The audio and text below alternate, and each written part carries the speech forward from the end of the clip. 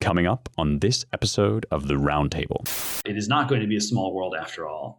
In one sense, technology is going to make, is going to just transcend human space-time. It already is. You've got, what appears to be what feels like an infinite number of machines, all that can communicate instantaneously and be completely interoperable with each other. That's what 5G does. And that's, the key there is to make sure that we do not lose human space-time, which we need in order to have things like governments and do things that are characteristic of people. But in this other sense, I think that Earth is going to feel like a very big place. And I think that very different incommensurable civilizations are going to stick around. If you've made it over that hump as a digital power and you have a civilization state to your name, it's going to be very hard to get rid of you. And, you see the ravings of some of these glowy European bureaucrats. We need to think bigger. We need to just think about dismantling Russia entirely. We don't need no. You go to civilizational war with a digital power, and you are going to bring pain on yourself. I think that's just a general rule. Everyone who's a big boy in international relations should understand this. And so I am not. I'm very bearish on the metaverse. And I think that elites who continue to talk this way about, we're all going to need to go into the convalescent home together, I think that they're in denial. And I think a moment of reckoning is coming.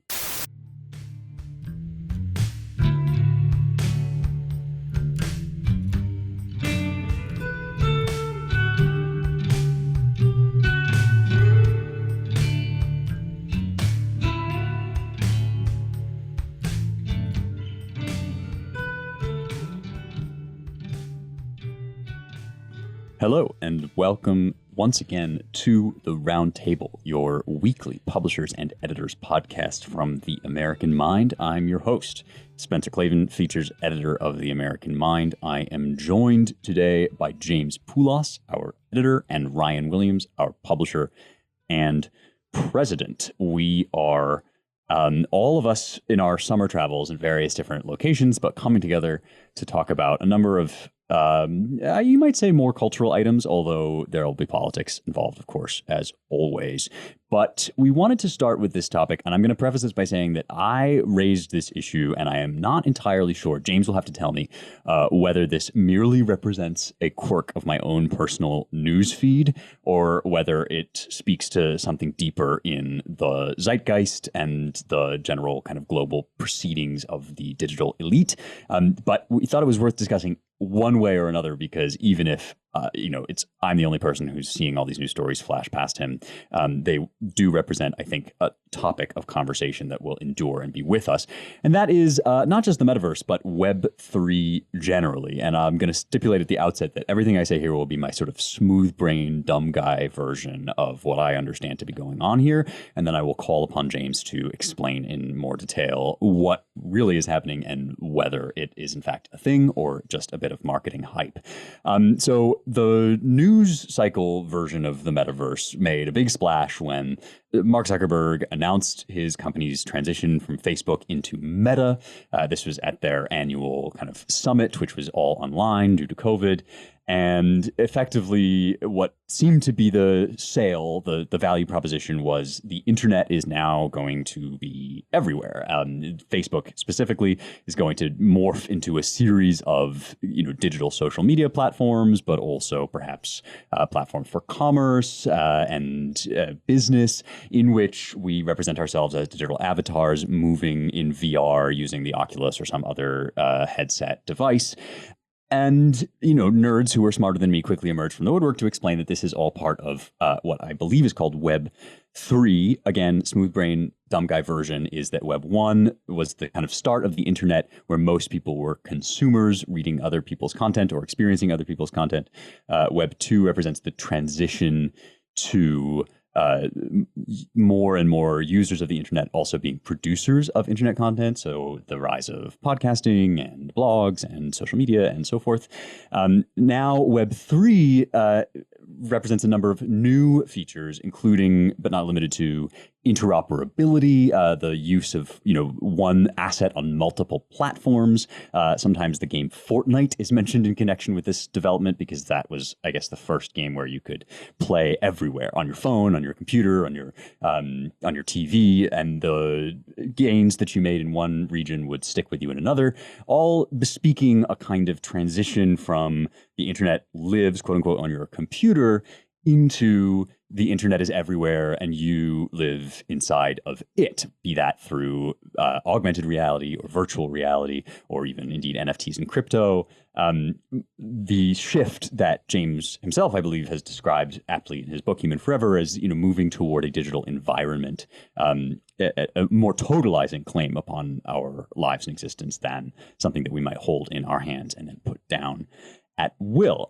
All of this as kind of background to a number of news stories that have popped up. The biggest one, in my view, is that South Korea just invested $177 million into metaverse platforms. That strikes me as a sort of intriguing statement on the part of a major national government that this is technology which needs kind of investment and attention from the state, potentially also therefore control from the state, given that we in America are invested in all sorts of tussles and fights over how the government can or should either utilize digital platforms of technology or regulate digital platforms of technology.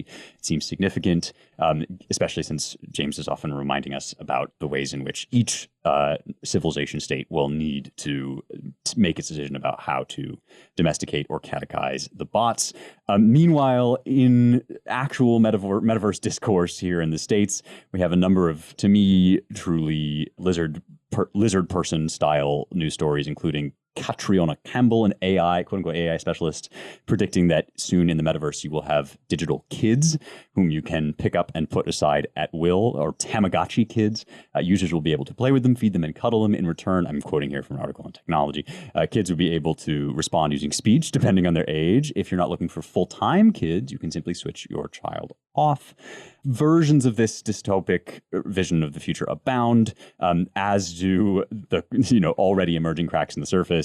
Sort of grim story from the researcher who was raped, I guess you would call it, in one of the social media platforms on Zuckerberg's new metaverse. In any case, I raise all of these stories simply to mostly ask James to explain them to us, but also just to ask, I've also heard that all this is just hype. I think Elon Musk at some point said that the metaverse is kind of uninspiring to him as a platform and a proposition.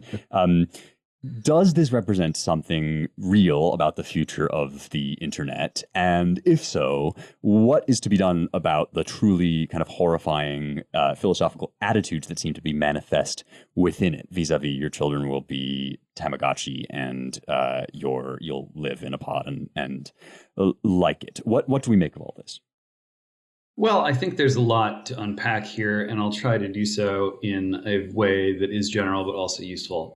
I think this all begins with the failure of social media to remain the kind of foundational institution of the internet that I think a lot of people expected it to be. Facebook seemed like it would just keep growing and become sort of an internet unto itself, fulfilling the Facebook goal of sort of connecting everyone. You could tell that things were getting a little sketchy when Facebook realized that actually maybe they weren't going to just kind of sign up everyone in the world, and they pivoted to finance. They pivoted to Libra, the Facebook currency. And the Facebook currency was not successful. They initially signed up some major partners. I think MasterCard was involved for a minute, but public opinion and the opinion of governments, and I would presume the opinion of the Federal Reserve, et cetera. There was sort of a perfect storm. People said, wait a minute, no, we can't, we're not ready for this. We don't want to do this.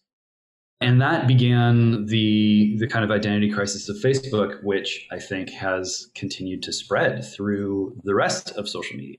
Obviously, it began to afflict Twitter to the point where Twitter, I think, became operationally captured by the celebrity industrial complex on the one hand, and the media, media Borg on the other, a mix of kind of advertising and propaganda run by a credentialed class, with very distinct and particular cultural and ideological motives. You look at the platforms that were absorbed by larger platforms, whether it's Instagram or one of the others. Snapchat came and went. I think they're back, but nobody really cares. And according to the best estimates that I've heard from my highest placed sources, Elon is possibly lowballing Twitter by accusing them of being about a third bots. It could be up to 50%. And so social media really has, I think, revealed itself to be, in some sense, fundamentally a scam, to be built on premises that are either unsustainable or just illusory. And as that has set in, it has caused problems for the platforms, for social media, that are separate from the problems that we are memed about all day from the ruling class, such as, oh, there's misinformation, there's hate speech, there are bad people, there are unauthorized citizens participating in unauthorized acts of politics on the internet. They must be stopped. And so the response to this situation coming out of the regime has been, I think, more or less to try to nationalize the platforms, to turn them into the undergirding of a new social credit system, as we have discussed. There was a desire, I think, to simply punish Facebook as much as possible for what was seen as its culpability in allowing Donald Trump to be elected president, or even simply not, turning its guns on Trump and using all those great tools of micro-targeting and so forth that Obama was lauded for using and Cambridge Analytica was, demonized for using. But the response coming out of Silicon Valley itself, out of venture capital, out of the world of founders, was to say, like, well, okay, even if some of us were instrumental in creating the kind of Web 1.0 or Web 2.0 world, thanks to government funding, as so much of the early internet was. Nevertheless, it sure doesn't seem like the feds are taking an approach to life after an internet dominated by social media platforms that is consistent, one, with our own sort of industry interests, but two, with our kind of normie 90s liberal interests. I think, there are a lot of folks in Silicon Valley, including at the leadership level, at the executive level, who have been keeping their heads down for a long time, especially once wokeness really kicked into high gear. They've been mainly interested in making money and creating stuff, but they have had a subsidiary interest in, it's kind of the recognizably normie America continuing on in the manner in which it had for what seemed like a long time. Because it may have inherent goods unto itself, but it was also a very welcoming and enthusiastic cultural climate for the kind of technological advancement that they helped spearhead. And so they look at the scene and they say, we can't really count on the feds to get this right. We are not super excited about the way that some of the major entities in Silicon Valley have more or less merged with the feds. I mean, you look at someone like, or an entity like Google, and really there's no bright line between Google and the NSA. I mean, these corporations were kind of spawned out of military intelligence research and development, and they are returning home in many respects. And so if you're a kind of freewheeling founder type who thinks that stagnation is a problem and thinks that America is generally a better place than other places, and perhaps might even think that in order to have the kind of fruitful and vitality filled kind of industrial innovation that they are committed to and have devoted their lives to, you kind of need the popular support, and you need the sort of human base of people like Americans You look around the world and there just aren't that many people like Americans. And so they sort of view all this and have these kinds of thoughts and think like, well, what can we use to create sort of new digital institutions that re-empower us to do what we do best and to do it in a way that has a kind of broad accessibility and relevance with a clear value proposition to ordinary Americans. And the conclusion was like, well, perhaps we can use crypto to do this. A lot of people had made a lot of money off of it. There are a couple different kind of coins in the area. Money was flowing there because we have a socioeconomic system that is really designed to prevent people from quickly amassing large amounts of money and sharing it with their friends. The better for them to do what they want to do. And so a lot of the activity around that sort of initiative flowed toward Ethereum. Ethereum being one of the coins that is not Bitcoin, but is kind of the leading cryptocurrency, and has had a lot of sort of nerd power going into it. A lot of people doing a lot of coding and kind of building this thing and being very ambitious. And Vitalik, the Buterin and the founder of Ethereum, openly said, I want this to be a world computer. I personally think Bitcoin got there first, but that's not as important.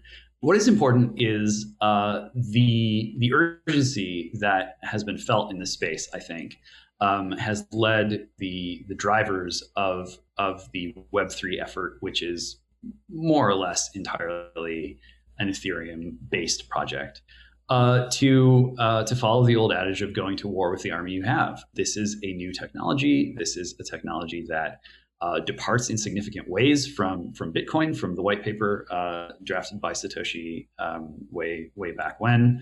It operates according to some different kinds of principles of governance, I guess you could say.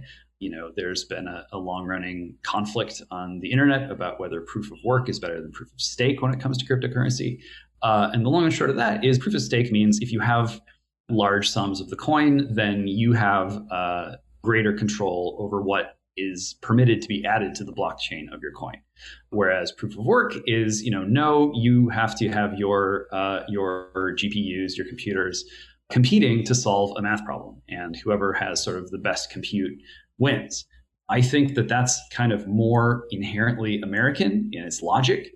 I think that it keeps people honest a bit more, and it avoids some of the risks of just kind of moving fiat over onto the internet and into private hands. You don't know how much Ethereum there is. You don't know who's whether the people who started out with the most Ethereum are just kind of making more and not telling anyone.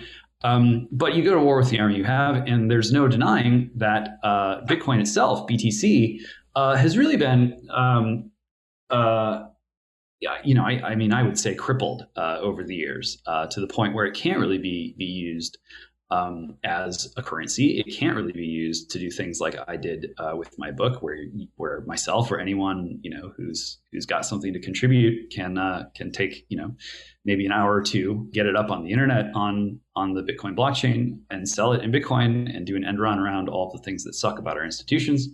But this is what's going on. There's a lot of fractures in the scene. Obviously, all the crypto sort of values are plunging. Sad if you have big investments there. If you're doing something like selling a book on the blockchain, then you can watch your sales go up and feel like, hey, maybe the point of these things isn't just to denominate them in dollars and hope that your number goes up. So it's a complicated space. It's still very early days. People are rushing to get out from underneath SEC and Fed crackdowns. And they want to enrich their friends. And in a time when our socioeconomic system is geared against certain kinds of people and wants to stop them from freely associating and using their talents and abilities to pursue their legitimate political interests, it's not surprising that the scene is so fractured. But it's also not surprising that a lot of energy has gone into trying to get a new kind of internet up to speed where it is more distributed and where people do use kind of their crypto wallets as their form of online ID that can travel and ideally enable a kind of competitive collaboration that just isn't possible on the social media platforms, especially as government moves to reel everyone back in. So James, you just talked eloquently about the decentralized privacy virtues, among other things, and maybe even social communitarian virtues, digital style of blockchain, Ethereum, Bitcoin, etc. I want to get us back to the metaverse and just comment about the supreme irony of South Korea investing a bunch of money in metaverse stuff, considering it has the lowest fertility replacement rate in the world. So it seems to me it's precisely the opposite of what they would want to be doing if they were serious about their nation surviving at this rate. In 100 years, there won't be any South Koreans left, really, to speak of, or it will be really locked into a death spiral that it's just at the beginning of now. So that seems to me to be evidence of the South Korean leadership doubling down on managed decline. It's interesting. Yeah, that's very well said. I mean, when the first pictures of the metaverse rolled out, and you've got these sort of pod people that have no legs, no genitals, not hardly even a torso, really, no navels. Sounds very erotic. Sounds right. It's very sterilized and very, very, very post-erotic in that way, probably by design, which is creepy in its own right. But when you look at a place like South Korea and you look at the trends that you're describing, I mean, people are living in the metaverse already in real life. They sort of dress up like cartoons. They don't really do anything that has any significance. They have sort of given up on, continuing on their bloodlines or their family lines or the human race. And they've just kind of disappeared into this flat art world where people sort of lose their, last vestiges of their souls and act like they may as well be flickering images on the screen. Yeah, a place where it's been a while since we've seen one of these headlines, but where you'd see news reports a few years back of some 22-year-old who'd been playing video games, South Korea for 36 hours straight, dropping dead of a combination of dehydration and cardiac arrest. Well, that's that's a dark place. Spencer, can you just describe, not in lurid detail, because how could there be, but what is meant by someone getting raped in the metaverse? I don't understand that. Oh, I did actually watch the video, so yes, I can describe it. And it turns out that, sort of to your point, actually, I mean, I tread carefully here because I don't want to put my foot in my mouth, but sort of to your point, there's not a lot that's sexual about this rape. It's this woman, I guess, was doing research for a firm into the nature of Zuckerberg's platform.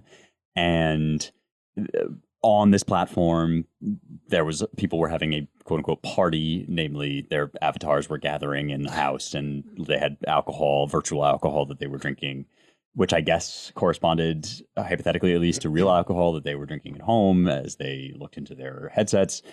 And she turned off a feature that keeps other people's avatars minimum 4 feet away from you. And if you watch the video, it's basically just a guy repeatedly advancing toward this woman we see it from first person, from her view.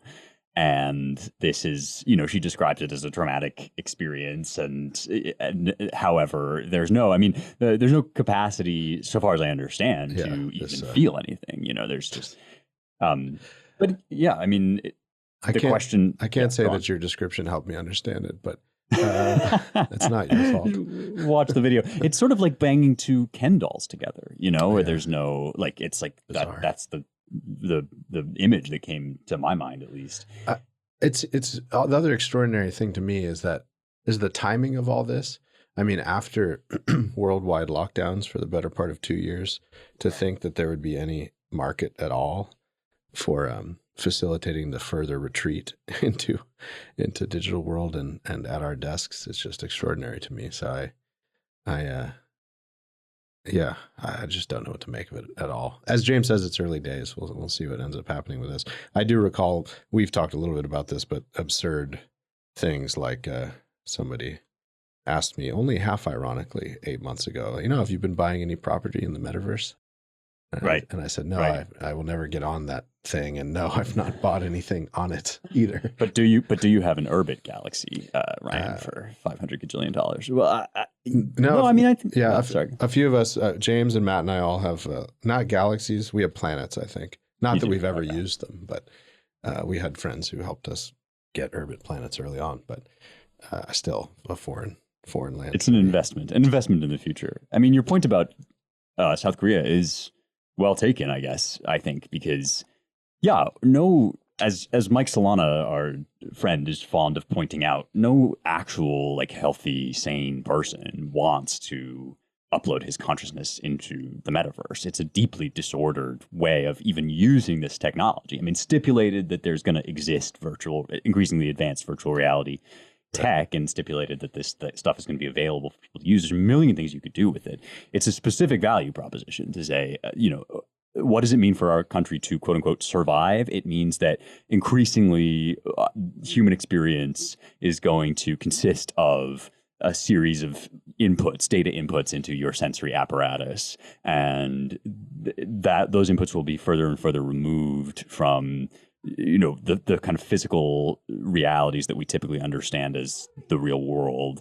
And it's Plato's cave, but like do it with tech basically. And I guess the only people that might conceivably want that are people who have already failed in the real world to the extent that James is adumbrating.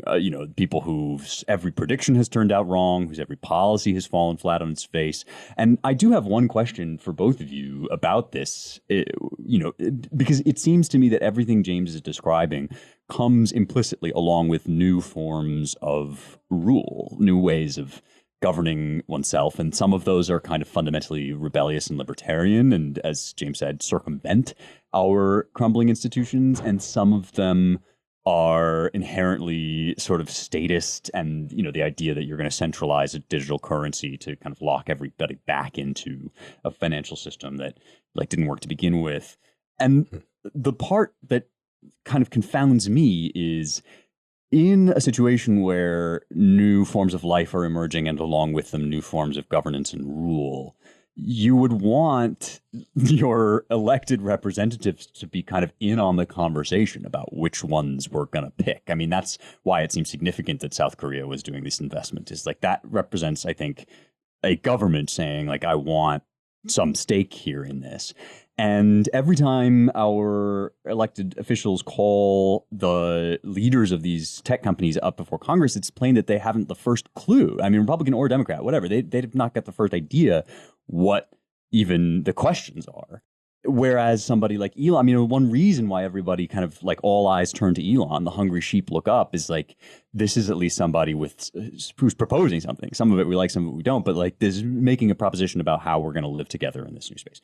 What's the solution to the deficiencies of our actual politicians here? Is it to elect people who understand how to be American in the world of virtual reality? Or is it simply to bypass our pre-existing systems of government and sort of find the right tech god to, represent us and be our champion in the Götterdämmerung? What's the strategy? I'm sure James has an answer, but I don't know that I buy this hard or self-evident link between governance and the metaverse. I understand digital technology transforming the way we interact socially, and that having an impact on governance, having an possible impact on the workplace, especially as we're all, at least a good portion of the, if I can deride us for a minute, the laptop class, the people who can work from anywhere as long as they have an internet connection for the most part.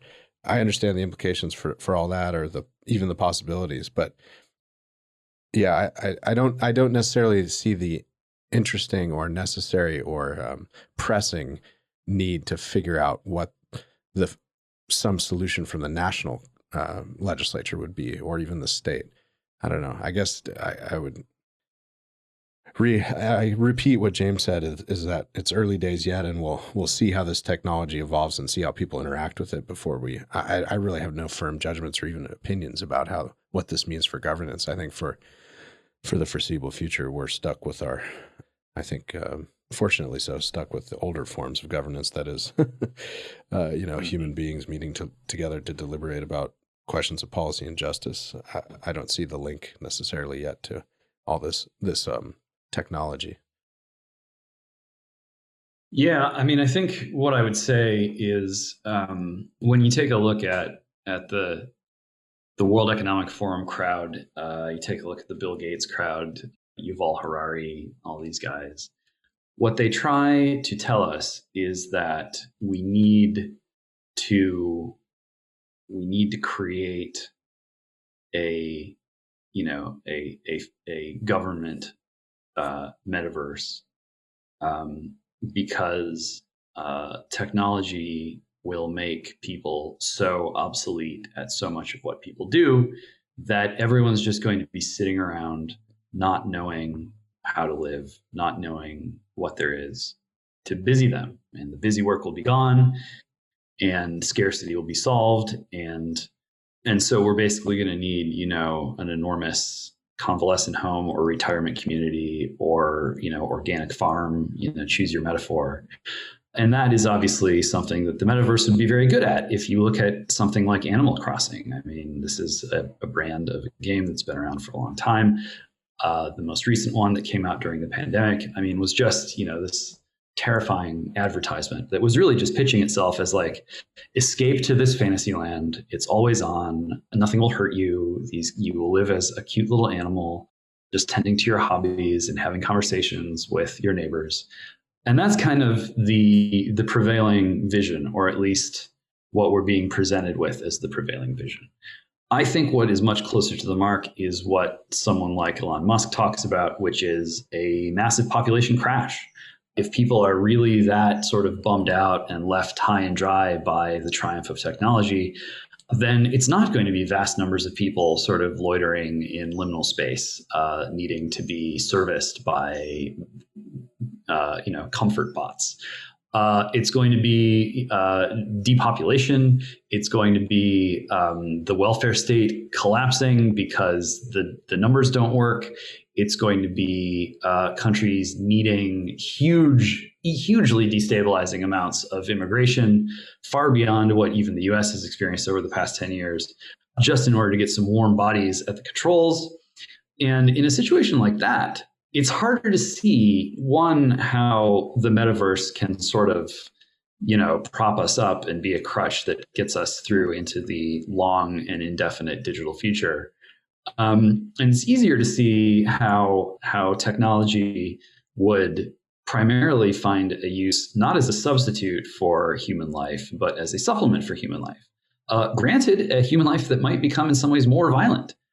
In spite of it all, the libertarians or whomever are right to observe that these are historically incredibly peaceful times. The appetite for major wars around the world has plummeted. People complain that, Putin is causing a war that Russians really don't want. Well, kind of nobody really wants war, but they're willing to fight if they're pushed, if they're backed into a corner where they feel like their civilization or their religion or their identity is on the line. And in a world where technology does become so powerful that it starts reopening all these fundamental questions, who are we? What is nature? What or who is God? And the ruling class is like, oh, don't worry, technology is God. That is a pitch that clearly has some appeal to some section of people, and especially people who are so dispirited at this point that they're like, well, I already feel like a slave to forces I don't understand. So, if you just keep the bennies coming and keep me on some form of, life support, fine. I'll worship your God and I'll worship you, the man behind the curtain. Right. But I think a lot of people are just not interested in that. I think vastly more people than is openly discussed. Obviously, the Russians aren't interested in that. Obviously, a lot of when you think about countries where the birth rate is actually quite high, if you're like a 14-year-old Nigerian or Ethiopian or Indian boy becoming a man, you are simply not going to have any interest in disappearing into the metaverse and living like, a 68-year-old widowed grandmother in, North Dakota or Minnesota or something. You are going to want to get out there and experience life in its full vitality and its full danger, especially if the competition is decreasing. If, rather than being one of a cohort of billions, you're one of a cohort of millions. And, population crashing is going to do that. It's going to make Earth big again. It is not going to be a small world after all. In one sense, technology is going to make is going to just transcend human space-time. It already is. You've got, what appears to be what feels like an infinite number of machines, all that can communicate instantaneously and be completely interoperable with each other. That's what 5G does. And that's, the key there is to make sure that we do not lose human space time, which we need in order to have things like governments and do things that are characteristic of people. But in this other sense, I think that Earth is going to feel like a very big place. And I think that very different, incommensurable civilizations are going to stick around. If you've made it over that hump as a digital power and you have a civilization state to your name, it's going to be very hard to get rid of you. And, you see the ravings of some of these, glowy European bureaucrats.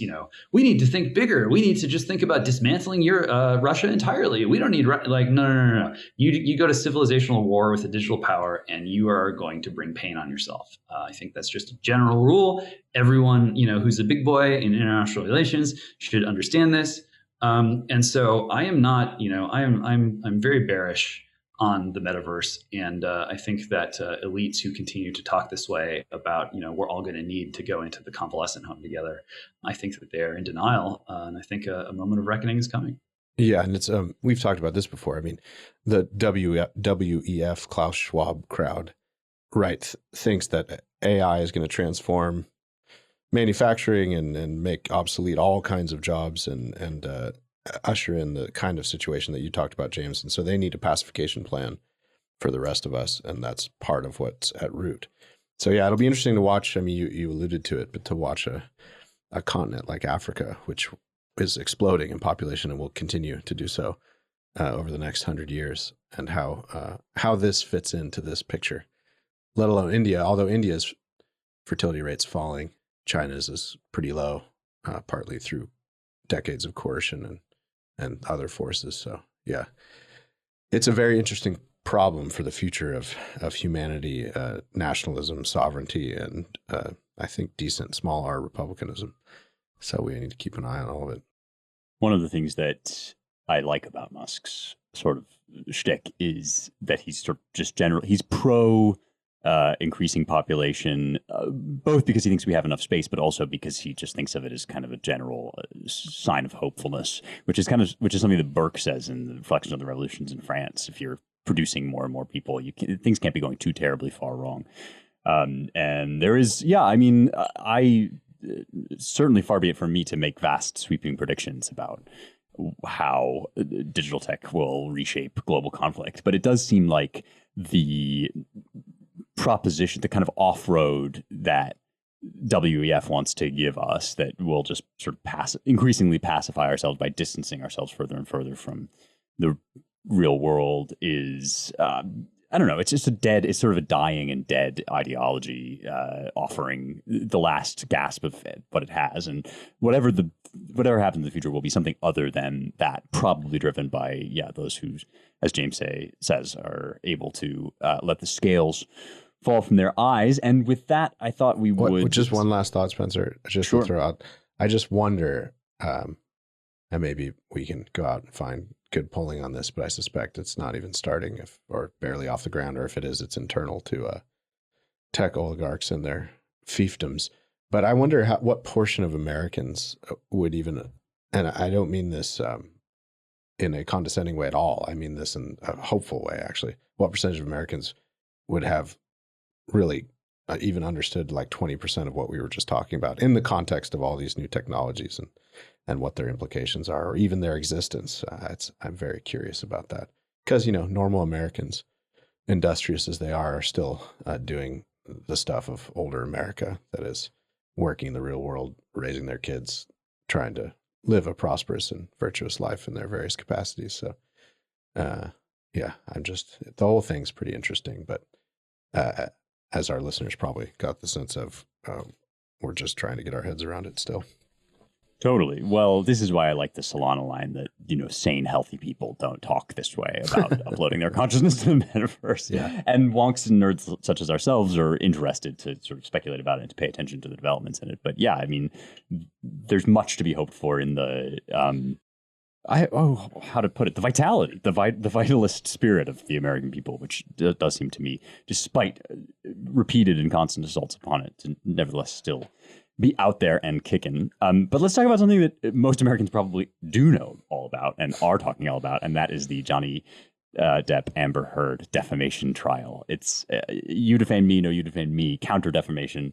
I guess Amber Heard. Here's my stipulation for this introduction. Whereas my tech stuff is smooth brain dumb guy version of all the information, my Amber Heard Johnny Depp stuff is guy who didn't watch any of the trial version of the information, and I don't know that any of us has been particularly riveted, faces glued to the TikTok stan accounts. Yeah, so that's not really why we wanted to talk about it. I mean, we had been saying over and over again that we would address this cultural phenomenon. And today is really our last day to do so, because the jury just delivered a verdict that both Johnny Depp and Amber Heard are guilty of defaming one another, as I understand it. But Heard is liable for way more in damages than Depp. This all dates back to a 2018 op-ed in which Heard wrote that she was in a relationship. She had been in a relationship with a representative of domestic violence or some such insinuation, not naming Depp, but basically raising the specter that he had abused her. And that, as I understand it, has been the content of the trial, or at least the part of the trial that has most attracted everybody's attention and generated the most clips to be passed around social media. And what we wanted to address, I think, is sort of the so-called meta-narrative, having talked about the metaverse, this sort of series of meta-narratives about what does this cultural moment represent? Is this the apogee and the kind of backlash of Me Too, where we're all siding with the man who's being accused of, sort of wantonly accused of domestic violence? Or is this, OJ trial in the digital space where everything gets kind of churned up into memes and clips, but we're still riveted by the public broadcast of a celebrity trial? Or is it all kind of devoid of its own, from the kind of magic juice that used to make this sort of stuff feel urgent and exciting? I mean, my own sense is about this trial is that I simply does not care. And not only that, I cannot get myself excited enough to care, except out of interest that this is transpired, that this seems to be drawing so much attention. I mean, what do you guys make of this? Is the sort of celebrity culture, back when Will Smith slapped Chris Rock, we were kind of talking about how it just felt like a kind of classless after hours squabble between two, washed up has-beens. And this feels sort of the same way. It feels very sordid and kind of like third-rate People magazine material. I mean, am I missing something, or what do you guys make of this cultural phenomenon? Just reality TV, right? I mean, that's the entertainment. I mean, well, it helps that the sort of details, I like you, didn't really follow it, Spencer, but, these sort of little clips pop up occasionally on social media. And as far as I could tell, the entertainment value was good old fashioned red team, blue team stuff, in the sense, not in the political sense, but in the sense of, people rooting for one side or the other and following the drama of it, but also just the colorfulness of some of the exchanges between Depp and a hapless lawyer. I mean, these two people are actors after all. And I think a lot of the drama and fun of it for people watching is how much is she a sociopathic liar? How much is he a sociopathic liar, if at all, either of them? What is real and what is acting here?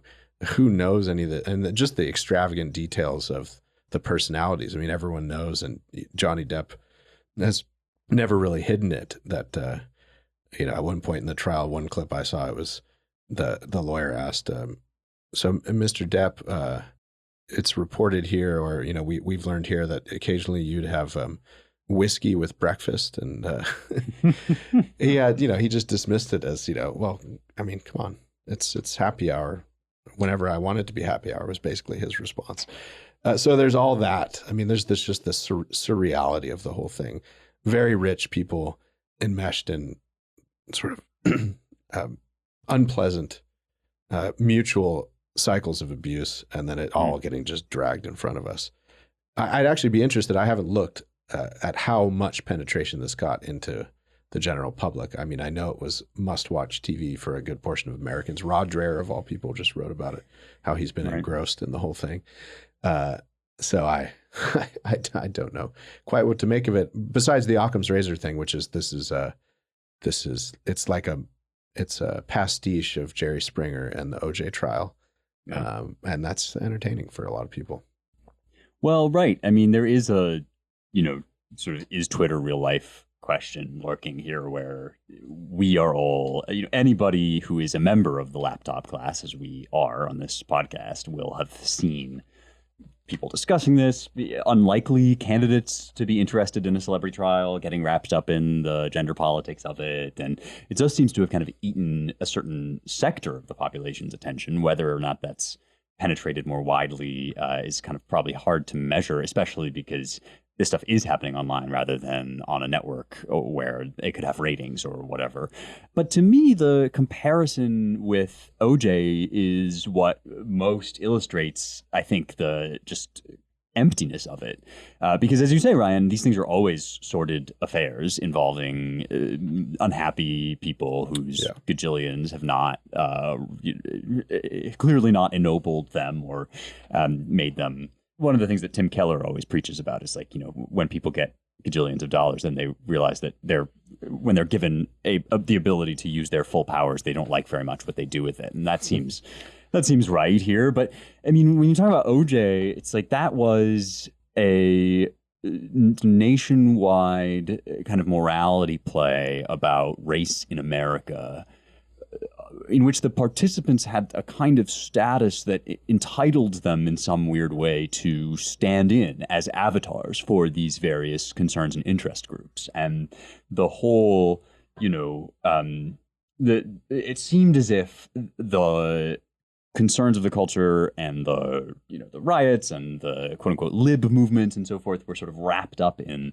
the court case. Now, I wasn't around at the time watching carefully, so I could be making this up, but like that seems like it had more currency than this, which seems just sort of digested and rehashed like so much of the old world is on the internet. I mean, if you want to talk about a celebrity case that is representing kind of urgent issues of concern in the ongoing woke revolution, you might talk about William Thomas, right, or the trans stuff in Pennsylvania, or any number of other kind of the Loudoun County thing over bathrooms, and these are private citizens who are being sort of made into celebrities by the internet.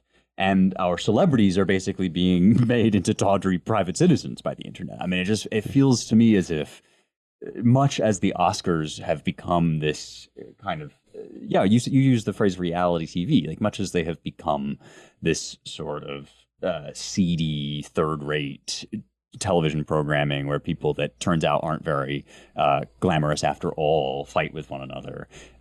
Similarly, it just feels like, never mind the Me Too of it, this is just a kind of this is a mode of cultural programming from which the juice has basically gone out. I don't know. Yeah, I mean, it was not so long ago when we all were, thought of ourselves as worshiping celebrity in general and worshiping celebrities specifically. And that time has come and gone. I think people know it, and I think that Hollywood, after the initial shock of Me Too, sort of latched on to the idea that, like, well, if we can't get America to worship Hollywood anymore because they worship celebrity or celebrities, then maybe we can still get them to worship us by convincing them that they should worship women. So, this kind of gender essentialism where femininity or womanhood is like this cosmic force that, you need not simply believe all women, but at the end of the day, you must obey all women. That if, a woman tells you something, you have to listen. And if she has an opinion, it has to be validated. And, really just a sort of substitute form of worship. Good news for female celebrities. But it really hasn't, it hasn't resulted in the kind of restoration of Hollywood as something so glamorous and magical that people want to imitate it and want to celebrate it. I think some of that disenchantment has even worn off on the Rainbow Flag Pride Month. I think that people are just sort of like, recognizing that, what it is to be fake and gay goes even beyond any particular sexual orientation. It's just become part of this sort of blob of ersatz celebration that is epitomized by Disney, and is I think not helping Disney very much either. Because at the end of the day, if people are casting about for something to worship in the absence of fame and fortune, and technology's right there going like, well, I'm bigger and more powerful than anything. You look at the Met Ball, the Met Gala, some of those costumes that people were wearing. I think Jared Leto was, kind of one of the big moments on the red carpet. And you really just, he was barely visible. It's like he'd been completely consumed by this kind of alien apparatus. And that's something that I think reveals how lost Hollywood is, and how they've really lost contact with what it is about humans that is great and that is admirable and that is enviable and that is a real gift and has true beauty and authority to it. They don't know how to respond to the dominance of technology. They're sort of disappearing into it or being dwarfed by it. And so that's bad news for the idea that the future is female. I will say once again that we are being pushed into a world where it's not true anymore. Even as Amy Coney Barrett said, I think that anything boys can do, girls can do better. It is now anything the girls can do, Borgs can do better. And that's really rough for LA. I walk around in these streets, I drive around, people are just, the air's gone out of the balloon, and it's really creepy. And so the crown of human excellence and glamour is lying in the gutter. And I wouldn't be surprised if somebody went right along and scooped it up. I was recently revisiting, this is on the topic of sort of Pride Month being just unspeakably drab and tasteless and having lost all of its cultural excitement. There is an essay, I think in commentary by Midge Decter, called The Boys on the Beach. Long essay, every paragraph of which, in my estimation, contains something, just a gem of an observation. Originally published in 1980, is that right, Spencer? Right around there. It's in the 80s. Yeah, I think it might be a little later, like 86 or so. About the famed Fire Island, which actually has a new show about it, as I think I saw, or a movie. Exactly. Yeah. Yes. And it's about Fire Island before it made its transition into perpetual gay orgy, which not many people know, but there was actually a before, when it was sort of nice upper middle class straight couples plus sort of interior decorator, fancy pants, gay couples or singles or some combination of both. And after this long introspective sort of reflection on her time with the gays of Fire Island, Decter arrives finally at the experience of being at Harper's when Joe Epstein, sometime contributor to Claremont Review of Books, wrote a piece also on homosexuality, reflecting on his sort of very complicated. I then went and read this piece, which is really, I thought, sensitive and conflicted and kind of tortured piece about his attitudes toward male homosexuality. And Harper's was protested by kind of gay lib groups. And Decter, in her inimitable way, says, what really struck me about these sort of militant gay activists is how incredibly drab and tasteless and tacky they all were, that they had taken upon themselves the attitude of the Black Panthers and second wave feminism and this sort of faux cultural communist military garb, demeanor. And she said, the gays that I knew on Fire Island, they first of all, they would never have been caught dead with slogans as drab as the ones that were being chanted at me. But if they had somehow been forced into this kind of political activity, they would have found some charming way to make it witty and to do a spin on it and so forth. All of which is simply a long-winded way of saying that, militant activism, and now I think the kind of hyperdrive militant activism that people are engaging in online in an effort to matter somehow in this vast sea of digital information, has a way of draining the character and the fun and the verve out of absolutely everything, whether you approve of it or not. Whatever your stance on women's lib or gay lib or celebrity culture, whether you like it or hate it, these things have obviously a popular appeal that comes out of a certain verve and livelihood. And you turn these things into just, I don't know, you sort of assimilate them into the Borg, into this. I mean, even before digital tech, there was this sense that this was an ongoing revolution which existed not to actually achieve wins for the groups it ostensibly represented, but rather to assimilate those groups and to feed parasitically off of whatever cultural clout and interest they had, and then bleed them dry and leave them behind as yesterday's news when they had moved on to the next great cause.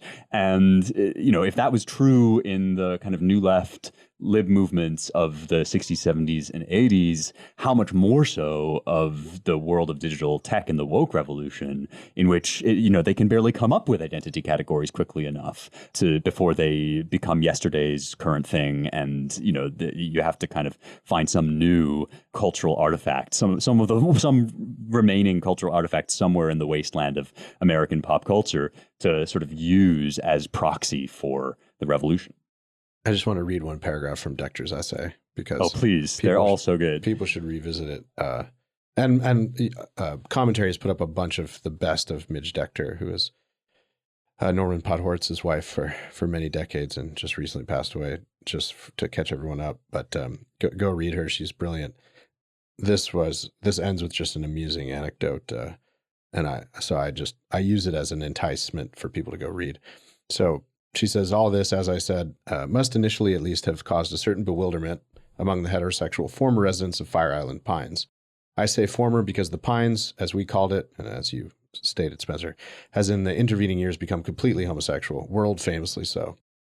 Not that we were not aware that certain of our homosexual summertime friends and neighbors lived in the closet, or anyway with a high degree of care and discretion in their other wintertime lives. Some of these were regularly pointed out to newcomers, perhaps an explanation of the noticeably nervous intensity with which they were to be seen cavorting on the beach. Most, however, were quite straightforwardly homosexual in the year round and everywhere, and in any case, the circumstances under which we came to know and observe them offered not the slightest hint of concealment. Even those who were married men, and turned up each year with their wives and children, were at small pains to conceal their real predilections. And this is her parenthetical, and I'll stop here. They were, for the most part, charming and amusing fathers, rather like favorite uncles, and their wives drank. We all, to be sure, drank a great deal. Alcohol was in those years the drug of preference of the new class, but the wives of homosexual husbands in Fire Island Pines were like classic army wives, or the heroines of Southern Gothic fiction, tippling sherry at breakfast and befuddled by dinner time.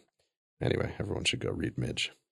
Yeah, it contains so many observations which are it's sort of like we've talked before about Steve Saylor's war on noticing, as that's what political correctness is, and it contains so many observations that just count as sort of noticing. That is what makes it a great essay, and it's written with much affection too, which is also, I think, a kind of appealing feature of it. But anyway, it does seem to me as if this Herd trial is sort of, it doesn't, none of the identity groups or cultural factors that it's supposed to activate really land anymore. They've been kind of sort of drained of their consequence by having sort of submitted themselves to the Borg. So I guess that's probably our commentary on Pride Month.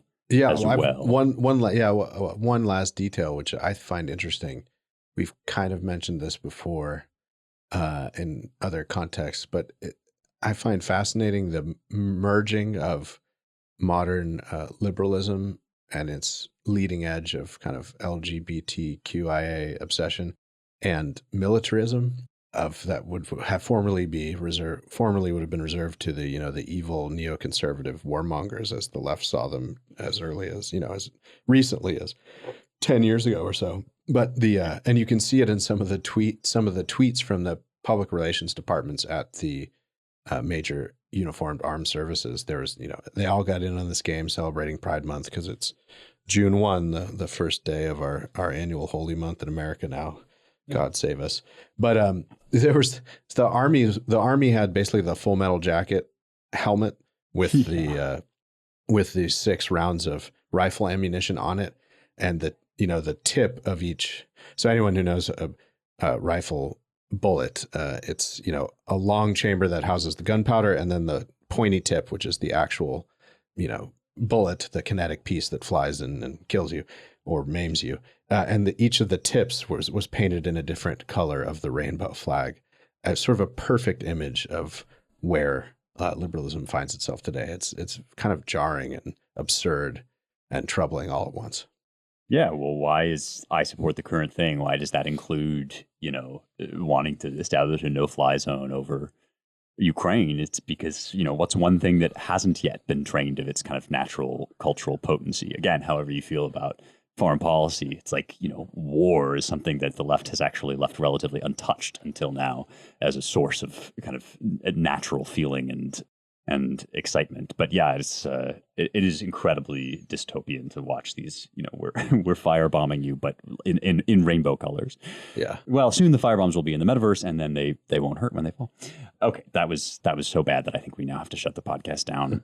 Thank you guys as always for joining me, and thank you all for listening to the Roundtable. If you want to learn more, you can visit our websites at AmericanMind.org, Claremont.org, ClaremontReviewOfBooks.com, and our DC-based Center for the American Way of Life at dc.claremont.org.